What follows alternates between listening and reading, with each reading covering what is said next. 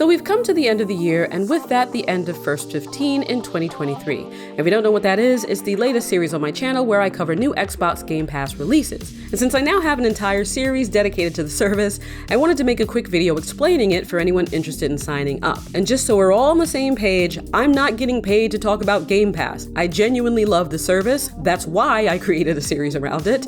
And with Microsoft going all in on it, I think it's a great time to consider it because it's going to expand a lot going forward. So let's jump into the different membership tiers because there were a few changes this year worth mentioning, and keep in mind that I'm in the US. If you want to know what's available in your region, I'll post a link in the box. Let's start with Game Pass Core, which is just Xbox Live Gold rebranded. So you get all the same features you had with Gold, including access to online multiplayer and free play days. What used to be called Games with Gold, where you'd get a few games for free each month, is still a part of Core, and Deals with Gold, where you'd get a discount on select titles, is now just Deals with Game Pass. So nothing is new with Game Pass Core, and you don't lose access to anything you had before with Gold, including the games you claimed under it. Specifically, any Xbox One games claimed under Gold will still be yours as long as your Core membership or higher is active, and you get to keep any Xbox 360 or original Xbox games regardless of your subscription status. Since Game Pass Core is a console-focused tier, it's only available on Xbox One and Series X and S, except for Xbox Play Anywhere titles, which can also be played on a Windows 10 or 11 PC. The Core catalog is not available on Xbox 360, though you'll still have access to the remnants of Xbox Live Gold and online multiplayer. As for what you don't get with Game Pass Core, you don't get access to EA Play or cloud gaming. Membership is $9.99 per month, and as with anything, it's up to you to decide if it's worth the price.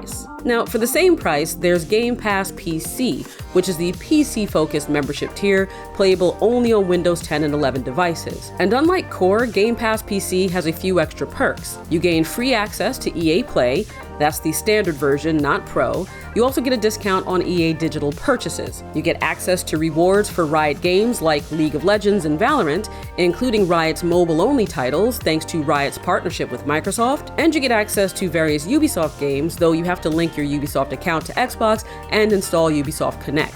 So there's a bit more bang for your buck there for PC players than console, considering you're paying the same that you would for Core.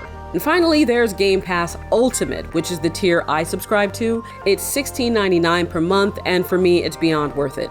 You get access to the entire Game Pass catalog on both console and PC, along with all the other perks of the previous tiers. But unlike previous tiers, you also get access to cloud gaming. Now, your mileage may vary with cloud gaming, so I'll just tell you my experience with it.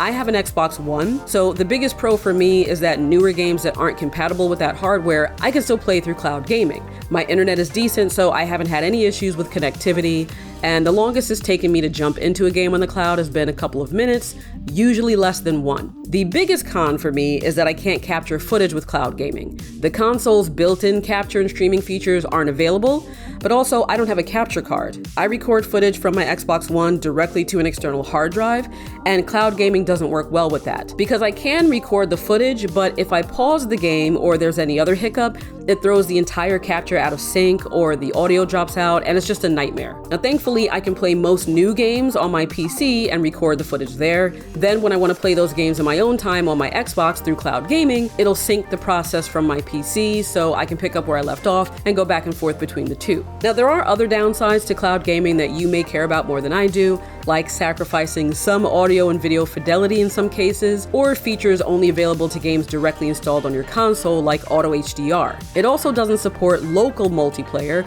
only online. So those things may be an issue for you, but for me, the main thing is being able to play new stuff despite having an old console, and cloud gaming lets me do that. If your internet connection's not that great, then it may not be for you. Either way, those are the Xbox Game Pass membership plans, and everything I just went over you can read more about on their website. So if you have any questions about Game Pass, don't ask me, okay? I don't know their product better than they do. Just follow the links in the box. And again, if you want to peek at Game Pass games as they're added to the library, you can check out my First 15 series. I hope this was useful, and feel free to drop any thoughts you have about the service in the comments. Thanks for watching, and take care.